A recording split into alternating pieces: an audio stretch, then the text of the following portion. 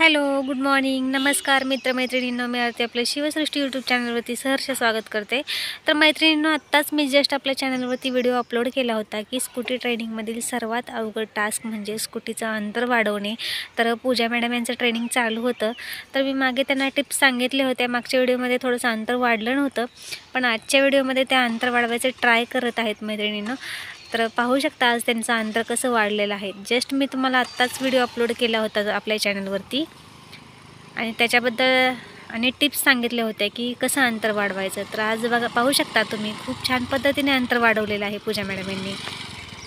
म्हणजे चुकूनसुद्धा race accelerator अजिबात जास्तीचं वाढत नाही मैत्रिणींनो.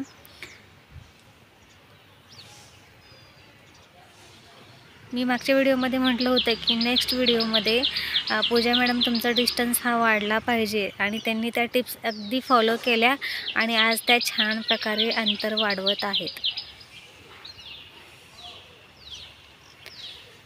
तर अंतर कसं वाढवायचं त्याच्या टिप्स मी दिलेल्या आहेत मैत्रिणींनो, एकदा अवश्य तो व्हिडिओ पहा. डिस्टन्स वाढवताना काय काय करायचं आहे त्याच्यामध्ये सांगितलेलं आहे.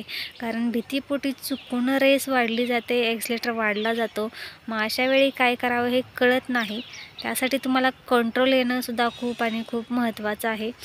तुमचं कंट्रोल तुमच्या गाडीवरती असायला हवं, जेणेकरून तुम्ही किती जरी घाबरलेला असाल तरी तुमच्याकडून चुकून रेस न होता तुम्ही जागीच तुम्हाला तुमची गाडी थांबवता आली पाहिजे. Very good Pooja ma'am, very good. Continue continue continue. असं जर डिस्टन्स वाढला तर पाय बेसमेंटवरती ठेवायला सुद्धा काही अवघड नाही मैत्रिणींनो. तर आत्ता जस्ट मी तुम्हाला टिप्स सांगते आहे की त्यांना मी टिप्स सांगते आहे की पायसुद्धा त्या बेसमेंटवरती घेऊ शकतात. कारण का त्यांचं आत्ता छान प्रकारे त्यांनी अंतर वाढवलेलं आहे. तर मी त्यांना सांगते तुमच्यासमोर की पायावरती बेसमेंटवरती घ्या म्हणून. तर बघूया घेत आहेत का त्या. ठीक आहे.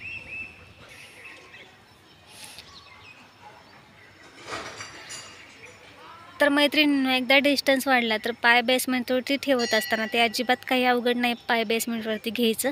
कारण का माहिती आहे का, डिस्टन्स वाढला तर तुम्ही हळूहळू अलगद तुमचे पाय वरती घ्यायचे आहेत. अजिबातसुद्धा हलायचं नाही किंवा तुमच्या बॉडीचा पार्ट, खांदे वगैरे अजिबात हलवायचे नाहीत किंवा स्वतः पण हलायचं नाही. हल्लात तर इनबॅलन्स नक्कीच होणार. या कंटिन्यू पुढे. Very good, very good. घ्या अलगद पायवरती. छान छान छान. Continue continue. जाऊ शकता तिथपर्यंत जायचंय. वेल डन, खूप छान. पूजा मॅडम, ज्यावेळेस पायावरती घेताना बेसमेंटवरती ठेवताना बाहेरच्या दिशेने पाय नसले पाहिजेत तुमचे. पाय बरोबर सेंटरला मधोमध असायला हवेत तुमचे. ठीक आहे. असे बाहेरच्या दिशेला नसायला पाहिजेत पाय. ठीक आहे. आता परत एकदा ट्राय करा. खूप छान प्रयत्न आहे. पहिल्यांदाच पाय बेसमेंटवरती ठेवून गाडी चालवलेली आहे. वेल डन, मस्त मस्त. ठीक आहे, परत एकदा ट्राय करूया.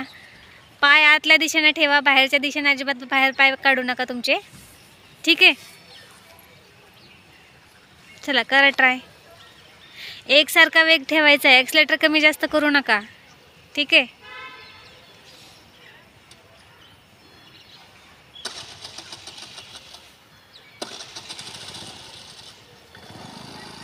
घ्या अलगद पायावरती. घ्या घ्या घ्या घ्या. कंटिन्यू. घ्या घ्या घ्या घ्या. Very good, very good, very good. खूप छान. मस्त मस्त मस्त. पाहिलं ना मैत्रिणींनो, सांगितलेले टिप्स जर फॉलो केल्या तर कोणतीही गोष्ट अजिबात अवघड नाही. याचा स्कूटी ट्रेनिंगचा फक्त आणि फक्त 5वा दिवस आहे त्यांचा. तर आज त्यांनी छान प्रकारे पायसुद्धा बेसमेंटवरती ठेवलेले आहेत मैत्रिणींनो. तर तुम्हीसुद्धा अजिबात घाबरू नका. स्टेप बाय स्टेप ज्या काही टिप्स आहेत त्या फॉलो करा.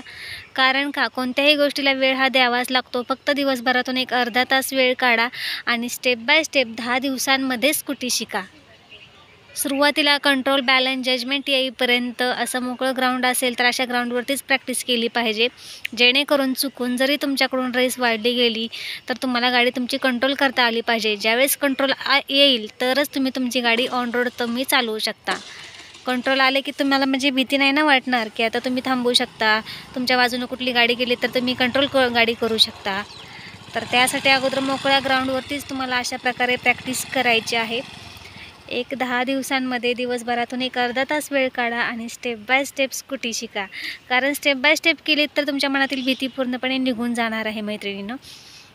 कारण कोणतीही गोष्ट लगेच येण्यासारखी नसते, त्यासाठी वेळ हा द्यावाच लागतो. घ्या पाय बेसमेंटवरती, घ्या. खूप छान, मस्त मस्त मस्त, वेल डन. तर मैत्रिणींनो, माझी जी शिकवण्याची पद्धत आहे ते डायरेक्टली मी पाठीमागे बसून अजिबात शिकवत नाही. मी स्टेप बाय स्टेप शिकवते. कंट्रोल येईपर्यंत, कंट्रोल आले की डिस्टन्स वाढवायचं, डिस्टन्स वाढला की पाय बेसमेंटवरती घ्यायचे, असे स्टेप बाय स्टेप शिकवत असते. त्याच्यामुळे मैत्रिणींमध्ये छान प्रकारे प्रत्येक दिवशी वेगवेगळा कॉन्फिडन्स क्रिएट होतो आणि त्या छान प्रकारे 10 दिवसांमध्ये स्टेप बाय स्टेप प्रॅक्टिस करू शकतात आणि ऑन रोडसुद्धा गाडी चालवू शकतात. तर मैत्रिणींनो, तुम्हीसुद्धा वेळ अजिबात घालवू नका. दिवसभरातून फक्त एक अर्धा तास वेळ काढा आणि स्टेप बाय स्टेप स्कूटी शिका. जर स्कूटी शिकत असताना तुम्हाला जर काही प्रॉब्लेम आली, अडचण आली, तर मला कमेंटमध्ये नक्की विचारा. मी त्यावेळेस नक्की रिप्लाय करेन किंवा व्हिडिओ बनवेन. आणि मैत्रिणींनो, मी आपल्या चॅनलवरती 1 ते 4 असे पार्ट बनवलेले आहेत, ते नक्की बघा, तुम्हाला नक्की समजतील. मी माझ्या मैत्रिणींना आदल्या दिवशी व्हिडिओ सेंड करत असते, म्हणजेच की दुसऱ्या दिवशी त्या छान प्रकारे प्रॅक्टिस करत असतात. तर 1 ते 4 पार्ट आहेत, नक्की तुम्हाला समजतील. नक्की पहा. व्हिडिओ आवडल्यास लाईक करा, शेअर करा आणि पहिल्यांदाच आपल्या चॅनलवरती असाल तर आपल्या चॅनलला सबस्क्राईब नक्की करा. तर परत पुन्हा भेटूया असेच नवनवीन व्हिडिओ घेऊन. तोपर्यंत बाय. थँक्यू. धन्यवाद.